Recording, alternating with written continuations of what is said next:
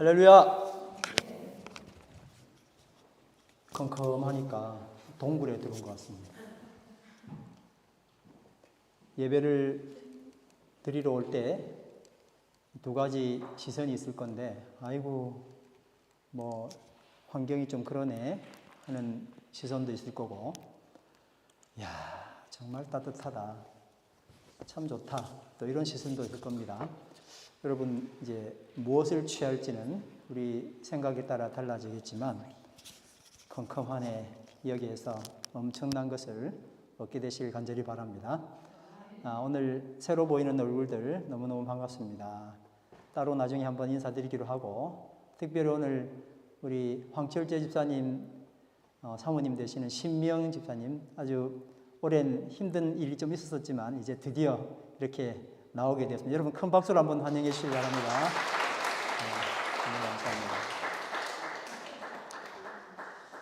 감사합니다. 우리가 어려운 일을 당하면 다 같이 한번 생각해 보는 게 있죠. 복수할 거야. 여러분, 복수하면 생각나는 사자성어 있습니까? 사자성어입니다. 복수는 나의 것, 이거 말고 뭐가 있죠? 네. 크게 말씀하세요. 뭐 안 들립니다. 와신상담이라고 들어보셨죠? 와신은 누울 와자인데 신자가 뭐냐면은 땔감나무 뭐 그런 겁니다. 그러니까 아주 거친 나무에 누워 잔다 이거예요. 절대 편안한 자리에 잠을 자지 않겠다는 뜻입니다. 그리고 쓰디쓴 곰슬개를 계속 핥으면서 나는 너무너무 힘드니까 복수할 그날까지 나는 반드시 잠을 이렇게 자고 쓴 이 곰슬개의 이 맛을 보면서 반드시 복수하고 말 거야, 이런 거잖아요.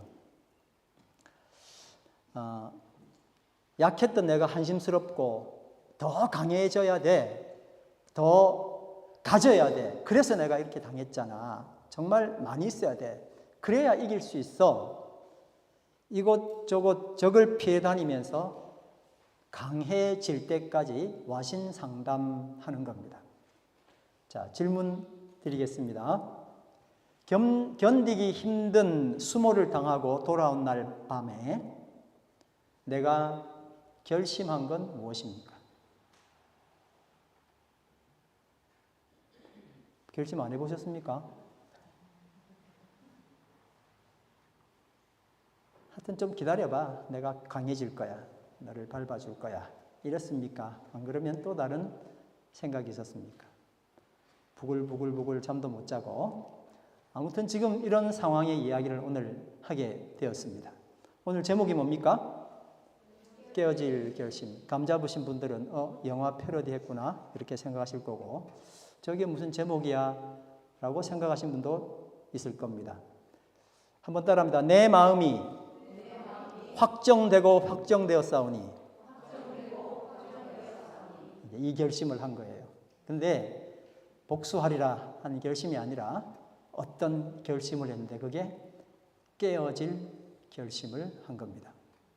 박찬욱 감독 영화 헤어질 결심, 2022년 칸 영화제의 감독상을 받았습니다. 자랑스럽게도 우리 옆에 있는 영화관에서 헤어질 결심 영화 상영하는 걸 보고 참 격세지감이죠. 옛날에 한국 영화 어디서 구경합니까? 요즘은 뭐 이게 상을 받아 놓으니까 그냥 지금 우리 동네에 있는 그 조그만 동네의 영화관에 이게 걸리는 거예요. 근데 이 박찬욱 감독은 여러분 아시는 것처럼 2005년도에 친절한 금자씨라는 거기서 여러분 기억나는 거 있습니까? 너나 잘하세요 잖아요. 명대사 때문에 관객들이 아직도 그걸 잊지 않고 있습니다. 여러분, 이 대사는 친절입니까? 친절한 근자씨의 친절입니까? 협박입니까? 성녀입니까? 악녀입니까? 적군입니까? 아군입니까? 내가 싸워야 됩니까? 안 그러면 보살펴줘야 됩니까? 이렇게 혼란에 빠진 관객들의 빈틈으로 쑥 비집고 들어와서 자리를 잡은 거예요. 적인지 아군인지 구별이 안 돼요. 너나 잘했어요. 도대체 뭐예요? 생각하는 동안 쑥 들어와 버렸어요. 그런데 이번 헤어질 결심에서는 내가 그렇게 나쁩니까? 라는 대사가 또 피하 식별하느라 혼란에 빠진 관객들의 틈으로 들어왔습니다. 그림 보이십니까? 내가 그렇게 나쁩니까? 하고 여자가 질문합니다. 어떻게 됐다고 제가 말씀드리면 영화의 스포일러가 되기 때문에 그냥 여기서 말겠습니다. 아무튼 큰 사건이 있었죠. 영화 헤어질 결심은 당연히 칸처럼 올해 최고 영화라고 극찬하는 평 받았지만 반대로 금박으로 포장된 선물을 풀었더니 아주 값비싼 명품 수건에 쌓인 불륜, 은폐, 자살, 살인 등의 그런 것들을 반드시 다 꺼내봐야 되는 그런 불평한 영화다라는 평이 있습니다. 영화제가 끝난 후에도 논란의 중심에 있습니다. 저는 한국 얼마 전에 방문했었을 때 친구가 여기 꼭 봐야 된다고, 상 받은 건 봐야지 하고 가서 봤던 생각이 납니다. 나는 죽음의 고통에 현재 놓여 있습니다. 그것도 매일매일 힘겨운 고통을 받고 있습니다. 나를 괴롭히는 그는 겉으로는 정의와 사랑을 앞세우지만 나의 약점을 쥐고 못 잡아먹어서 정말 혈안이 되어 있습니다. 나는 와신 상담, 복수를 다짐하고 철저하게 준비합니다. 그러던 어느 날 그토록 기다리던 날이 나에게 오게 되었습니다. 실행하기 전 마음속에 극심한 떨림이 요동치지요. 내가 그를 죽인다 해도 아무도 나를 비난할 수 없을 거야. 악한 그를 응징한 나를 오히려 세상은 동정하고 지지할 거야. 이렇게 매일 되뇌인 결심이 마음의 요동을 진정시켜 주는 겁니다. 그리고 용기 내서 마침내 실행에 옮겨버립니다. 그리고 그 후 나의 살인을 의심하기도 하고 또 나를 연민하는 어떤 사람에게 나는 항변하듯이 이렇게 말해봅니다. 내가 그렇게 나쁩니까? 그러나 여러분, 영화는 그렇더라도 보통 사람들은 이렇게 살인을 결심하기 힘들죠.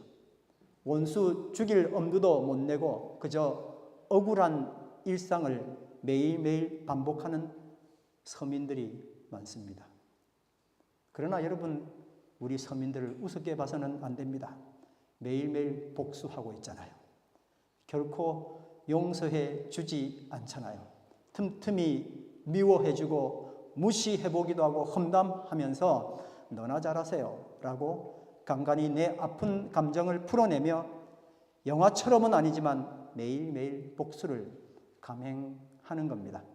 그런데 이런 소심한 복수를 한 날 밤이면 불편한 마음으로 잠 못 이루는 우리 서민들에게 내가 그렇게 나쁩니까?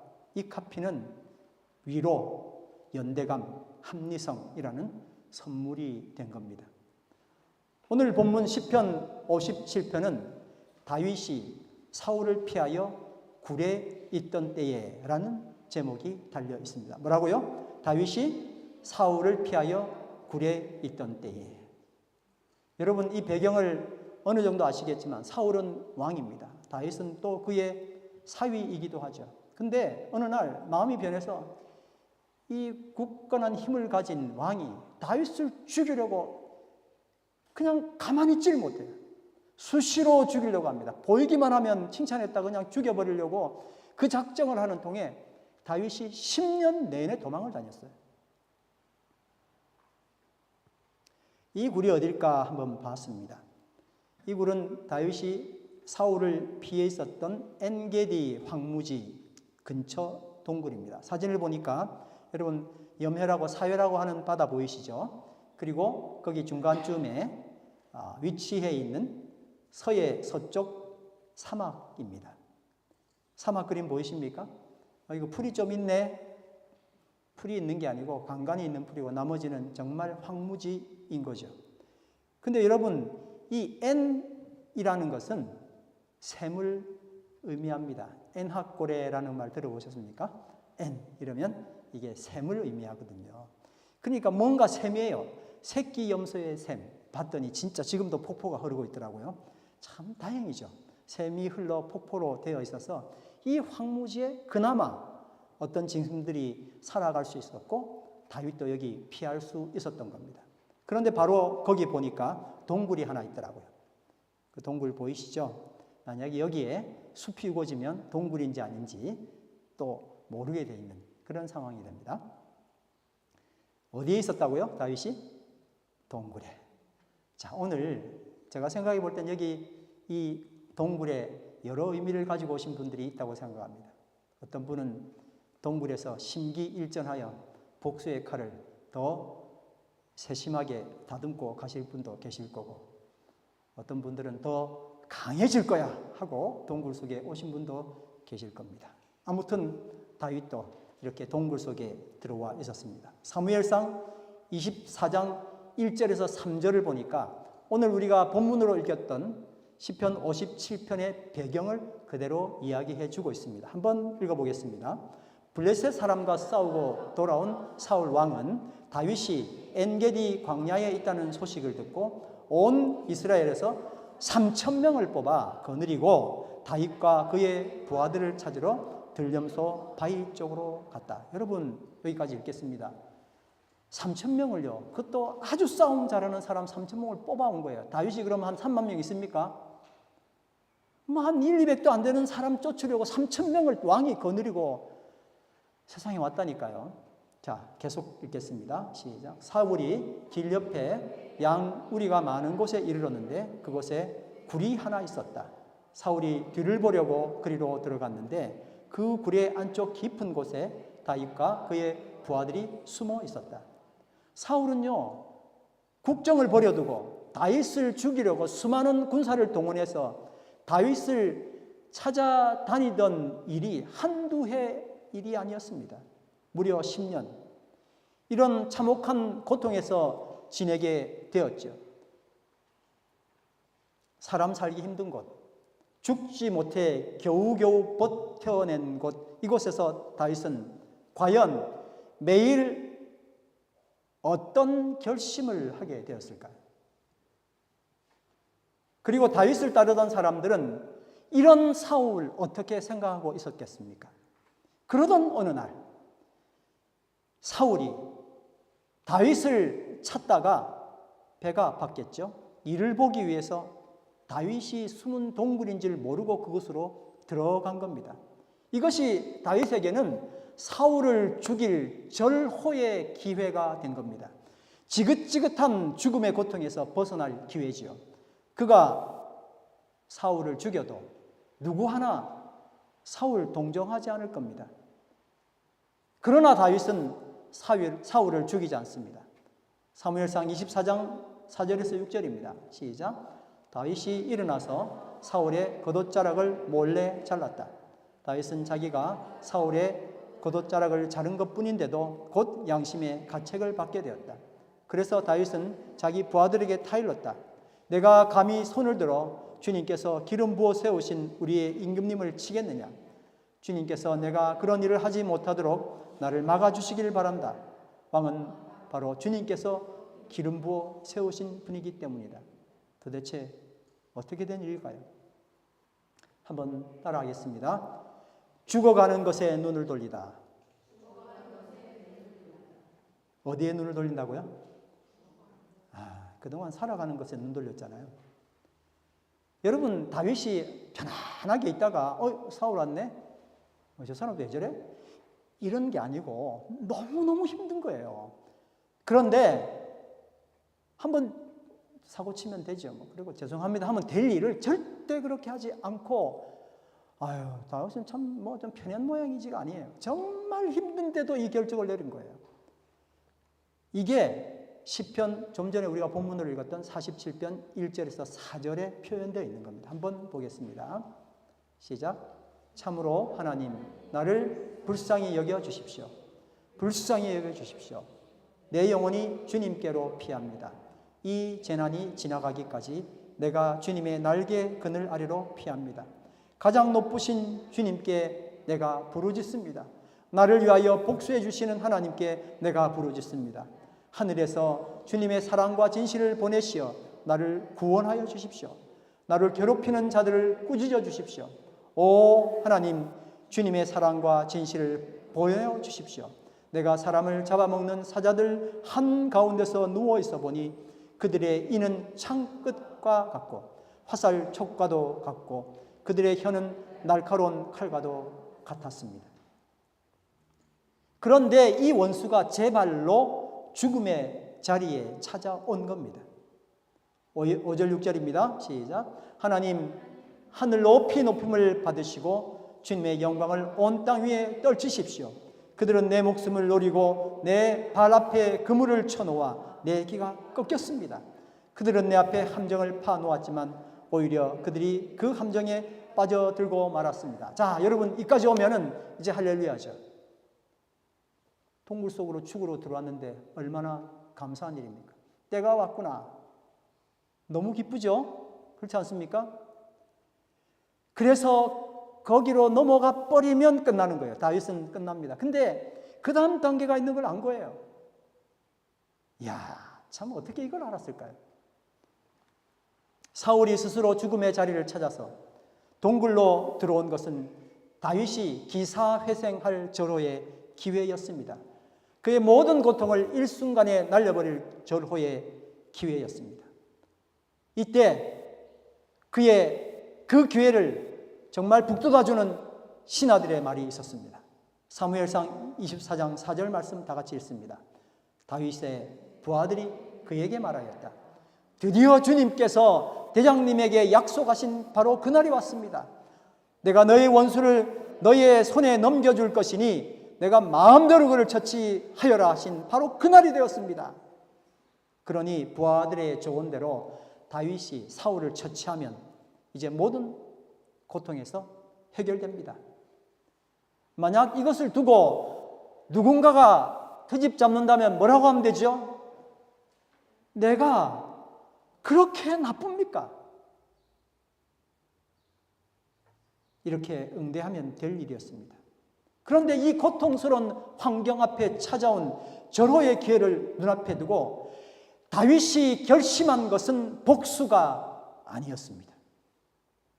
혹시 그 고통이 또 계속되더라도 그의 선함이 계속 무시되더라도 계속되는 죽음이 그를 따라온다 할지라도 그는 복수를 결심하지 않았습니다.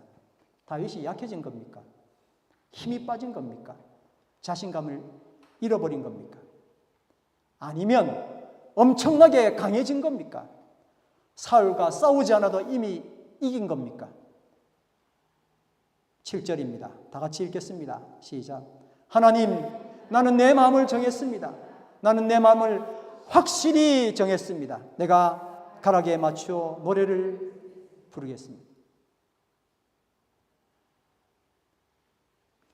다윗이 30살에 왕이 됐거든요. 그러니까 이 7절을 결심한 것은 30 되기 전입니다. 30 되기 전 분들 손 한번 들어주시 바랍니다. 저 뒤에 사모님 손 들지 마시고 이제 이렇게 30 되기 전. 30 되기 전에 이 일이 일어났다는 것은 꼭 나이가 많아야 철든다는 이야기와 관계없는 겁니다. 다윗의 결심은 나이에 많고 적음과 관련이 없습니다. 지금 청년도, 지금 장년도 결심할 수 있다는 겁니다. 나이 문제가 아닙니다. 멜로디, 우리 옛날에 그 찬양 많이 했었잖아요. 오 주여 나의 마음이 주께로 정해졌으니. 야, 근데 어떻게 정해졌다고 하는 걸 그걸 굳이 노래를 불러야 되나 이랬는데, 야, 이 결정은요 정말 목숨 건 결정이더라고요. 결정했어요. 나 좀 안 갈 거야 하고 또 이야기하는 거예요. 결정하고 정말 확실하게 결정했어요. 결심했어요. 이렇게 말을 좀 소리를 쳐야 내가 결심에 들어갈 수 있잖아요. 다윗은 그의 결심을 이렇게 점검한 겁니다. 과연 그의 결심은 무엇이었을까요? 이렇게 매일 밀려오는 죽음의 공포, 그리고 그것을 날려버릴 절호의 순간에 복수가 아니라 하늘을 우러러 노래하기로 결정했다는 거예요.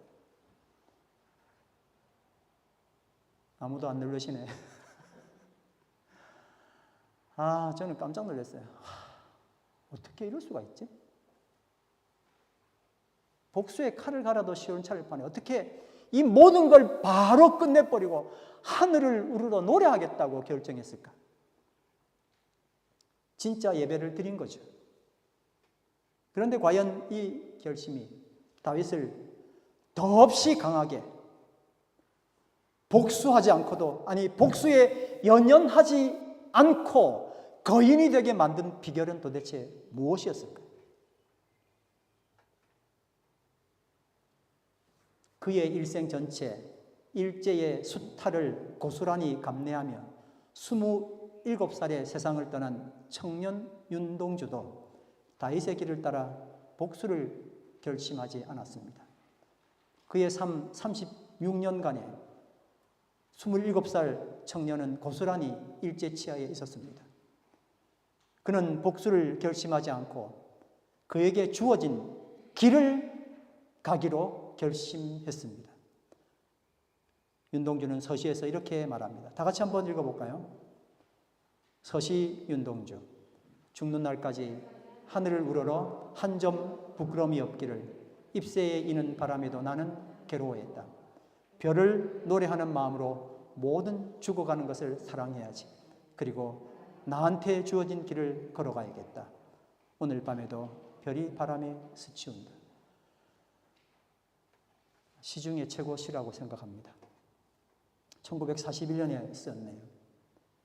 한번 따라 하실까요? 별을 노래하는 마음으로 모든 죽어가는 것을 사랑해야지. 그리고 나한테 주어진 길을 걸어가야겠다. 그는 죽어가는 것들을 사랑하되 그들의 숭고한 죽음을 칭송하고 있었습니다. 죽지 말고 반드시 살아야 돼. 그래야 복수할 수 있어. 아니 피투성이가 될지라도 살아남아 라는 이 세상의 대전제를 무시하고 매일 숭고한 죽음을 죽어가는 사람들이 있었어요. 주어진 하늘의 소명을 따르기 위해서 죽음으로 매일매일을 살아가는 사람들, 그 죽음의 길을 걸어가는 사람들은 바보가 아니라 위대한 사람들이었습니다.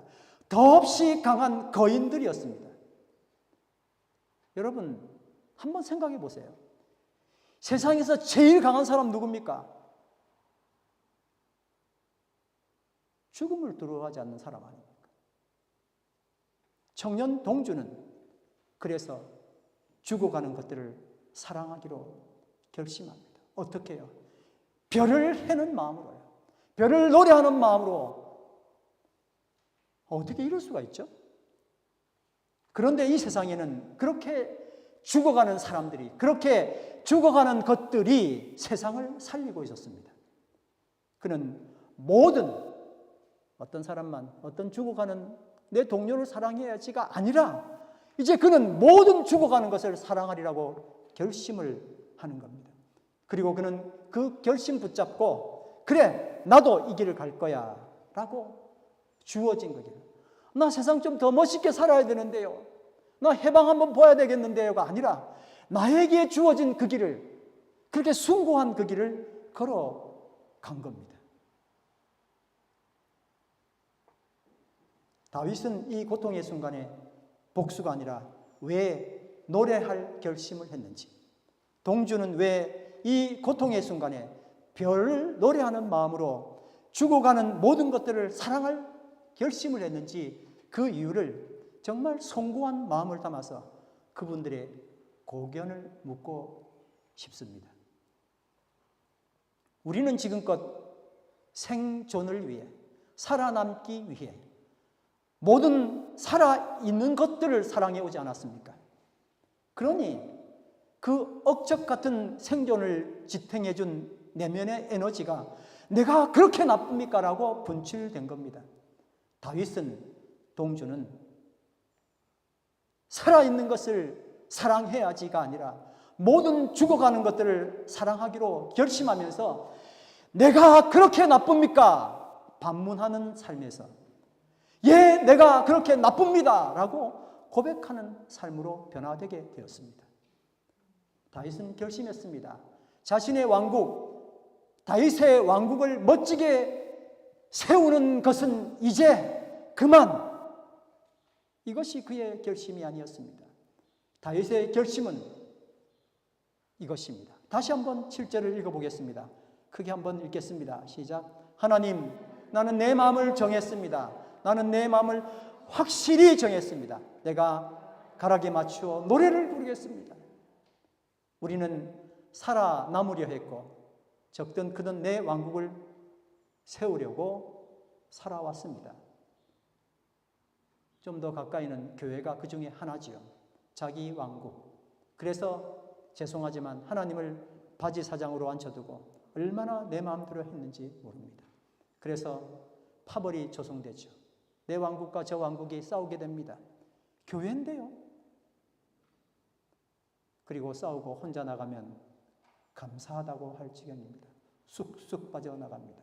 목사든 교회든 모두 다 자기 왕국을 꿈꾸기 때문에 일어나는, 어쩌면 그래서 당연한 현상일 수 있습니다. 뭐 다들 하나님 위해서 그런다고 착각하죠. 그런데 다윗은 이 참혹한 동굴 생활에서 사울이 자기를 죽이려는 이유를 간파하게 되었습니다. 사울은 자신의 왕국을 살려내기 위해서 다윗을 반드시 죽여야만 했습니다. 그런데 만약 다윗이 사울을 죽이고 생존한다면 다윗도 어느 날 자신의 왕국을 지키기 위해서 사울과 똑같은 일을 반복할 겁니다. 그렇죠. 그 치열한 10년의 도피 생활에서 다윗은 어떤 결심을 했을까요? 모질어질 결심, 강대해질 결심, 원수 갚을 결심, 이렇게 세상이 알려준 생존 공식 그대로, 정말 그대로 다 하려다가 그걸 이루기를 그친 거예요. 이것들을 하나 둘 자기 앞에서 모두 다 깨트릴 결심을 합니다. 그리고 악몽에서 깨어날 결심을 합니다. 부서질 결심, 깨어질 결심을 하게 됩니다. 그 결심이 너무나 확고하고 확고해서 주님 결정했어요, 결심했어요, 2번씩 강조하는 겁니다. 그리고 그는 그 결심을 시행하기 위해서 그가 할 수 있는 모든 것을 다 동원해서 하나님을 찬양하기로 결정한 겁니다. 할렐루야. 8절입니다. 내 영혼아 깨어나라. 검은고야 수금아 깨어나라. 내가 새벽을 깨우련다. 이야, 어떻게 검은고 수금 다 잠자고 있잖아요. 누가 깨어야 됩니까? 야, 한번 해봐. 내가 깨야지. 내가. 나보고 하는 소리예요. 그렇죠? 사실상 이전에는 내 왕국을 살리려고 유지시키기 위해서 교회에 나와서 회개하기도 하고 용서하기도 했죠. 그러니 우리의 마음의 풍파가 어떻게 잠잠해질 수 있습니까? 결국 내 왕국인데요. 그러나 주님의 나라와 그 의를 위하여 주님께 찬양 드리겠노라. 그것만이 내 삶의 이유야라고 결심하게 되니까, 내가 그렇게 나쁩니까? 라는 반문에서 내가 그렇게 나쁩니다, 이렇게 반성할 수 있게 되고 그렇게 돼야 하는 겁니다. 9절 11절입니다. 다 같이 읽습니다. 주님, 내가 만민 가운데서 주님께 감사드리며 문나라 가운데서 노래를 불러 주님을 찬양하렵니다. 주님의 한결같은 그 사랑 너무 높아서 하늘에 이르고 주님의 진실하신 구름에까지 닿습니다. 하나님, 주님은 하늘 높이 높임을 받으시고 주님의 영광 온 땅에 펼치십시오. 하늘 위에 주는 높이 들리며 주의 영광은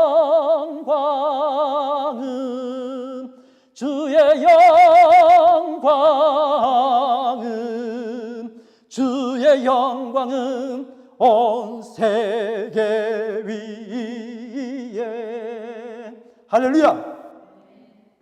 더 단단해지기 위하여, 더 강해지기 위하여 연습해온 우리네 삶에 엄청난 변화가 일어나야 합니다. 오늘 이 동굴에서 나가면서 나는 어떤 결정을 할 것입니까? 강해지기로 결정할 겁니까? 깨어지기로 결정할 겁니까?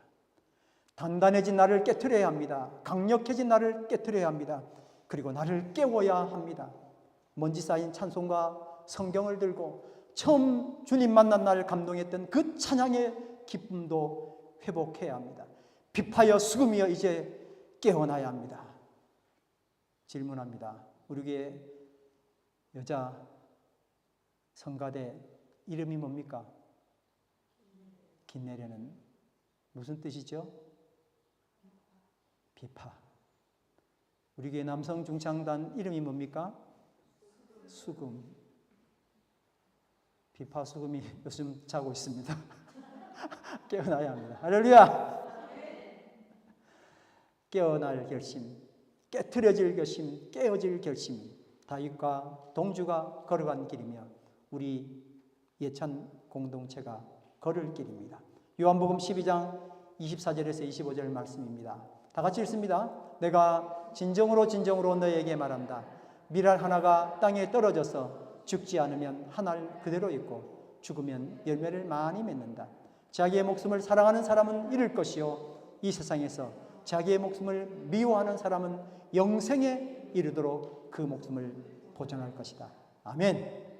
그동안 살아가는 것, 산 것을 사랑하느라 죽어가는 것에 눈길 한번 주지 않고 걸어왔던 우리의 여정을 반성해 봅니다. 내가 아니라 당신이 옳다는 구호도 자기 희생도 십자가도 그러니 귀에 들어올 리가 없습니다. 간혹 죽음을 흉내내 보지만 정작 그럴 마음도 없습니다. 땅에 떨어져 죽어가는 미알이 밀알 참 한심하네. 진짜 죽으라면 화들짝 놀라 도망갑니다. 여기까지 흉내낼 수 있지만 더 이상은 하지 마세요. 그러나 오늘 여러분 죽어가는 모든 것을 사랑하리라 결심한 동주는 새로운 길을 열고 우리를 그 황홀한 기쁨의 자리로 초대하고 있습니다. 그 길에 들어서면 주님의 뜻이 이루어지는 삶을 살아가는 것을 그토록 경멸하며 내가 내 길을 스스로 개척해야 돼 라는 사탄의 계략이 백일하에 드러나는 것을 발견할 것입니다. 사탄의 아바타 노릇하며 기뻐 날뛴 내가 그렇게 한심스러울 수 없을 겁니다. 다윗은 복수를 결심하지 않았습니다. 청년 윤동주도 다윗과 같이 복수를 결심하지 않았습니다. 그는 하나님이 그에게 주신 길을 가기로 결심합니다. 할렐루야. 그래서 깨어질 결심을 했습니다. 하나님 앞에 깨어지는 것을 결심했습니다. 하나님은 하나님의 뜻대로 사울을 통해서 다윗을 깨트리고 계셨습니다. 그러니 다윗은 그만 깨지겠어라고 결심한 것이 아니라 찬양하기로 결심했습니다. 그러니 유지의 우리도 그만 깨지겠어라고 결심할 것이 아니라 그래서 복수를 결심하는 것이 아니라 찬양 드리기 위하여 결심하기를 간절히 바랍니다. 아멘. 오늘 암송 말씀 시편 57편 7편 말씀 다 같이 읽겠습니다. 하나님, 나는 내 마음을 정했습니다. 나는 내 마음을 확실히 정했습니다. 내가 가락에 맞추어 노래를 부르겠습니다. 할렐루야. 우리 다 같이 일어나셔서 내가 만민 중에 예배할 겁니다. 아무도 예배하지 않는 그곳에서 주를 예배하리라.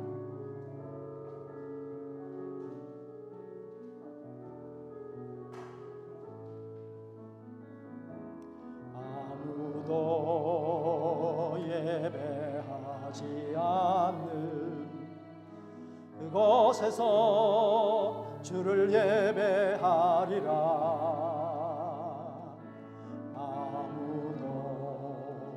찬양하지 않는 그곳에서 나 주를 찬양하리라. 누구도 헌신하지 않는 그곳에서 주께 헌신하리라.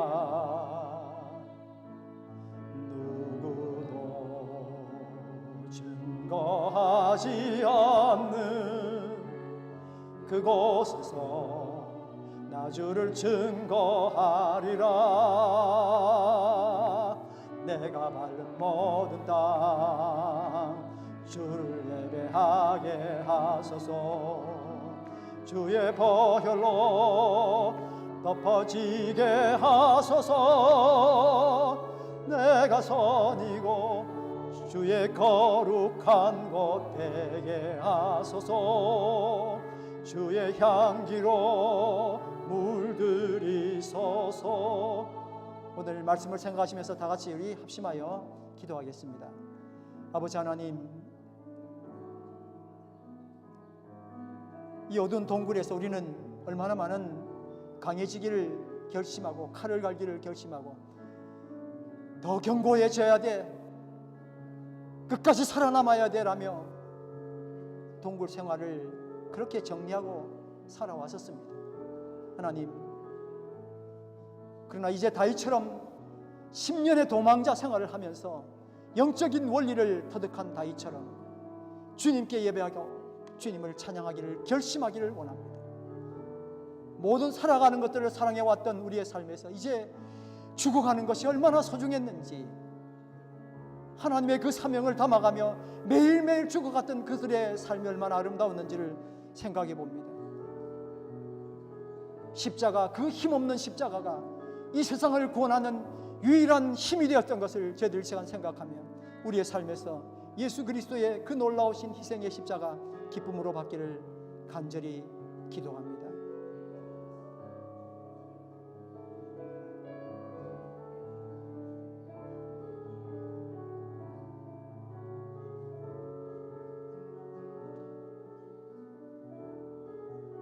아무도 예배하지 않는, 아무도 예배하지 않는 그곳에서 주를 예배하리라. 아무도 허락하지 않는 그곳에서 나 주를 찬양하리라. 누구도 헌신하지 않는, 누구도 헌신하지 않는 그곳에서 주께 헌신하리라. 누구도 증거하지 않는 그곳에서 주를. 하나님, 은혜를 감사합니다. 매일매일 죽어갔던, 그래서 그 엄청난 사랑을 퍼부었던 우리의 어머니, 우리 아버지를 또 생각해 봅니다. 그 십자가의 힘, 그 약함이 얼마나 위대했는지를 생각해 봅니다. 그럼에도 나는 또 이 동굴에 와서 더 강해져 가기 위하여 사탄의 꿈을 오늘도 꾸고 있었습니다. 십자가, 세상을 정복한 것이 아니라 정복자에게 당했던 십자가가 이제 우리의 구원임을 다시 한번 고백하며 우리도 기쁘게 십자가 지기를 원합니다. 지는 것이 정말 이기는 것이고 목숨 거는 것이 세상에 가장 강력한 건지 모르고 그저 살려고 아둥바둥하다 얼마나 지쳤는지 모릅니다. 그래서 동굴에 왔는데 또 그 일을 반복하려고 우리는 결심하고 있습니다. 하나님, 오늘 이 동굴을 나갈 때에 다윗처럼 주님께 찬양한다 결심하기를 바랍니다. 복수하는 것이 아니라 고백하기를 원합니다. 나는 나쁜 사람입니다. 나 나쁜 사람 맞습니다라고 고백하며 이제 그 죽음을 사랑할 수 있는, 모든 죽어가는 것을 사랑할 수 있는, 별을 해는 마음으로 죽어가는 것을 사랑할 수 있는 우리의 귀한 하나님의 사람들 되도록 역사하여 주시옵소서. 찬양과 감사를 드리며 예수님 이름으로 기도드립니다. 아멘.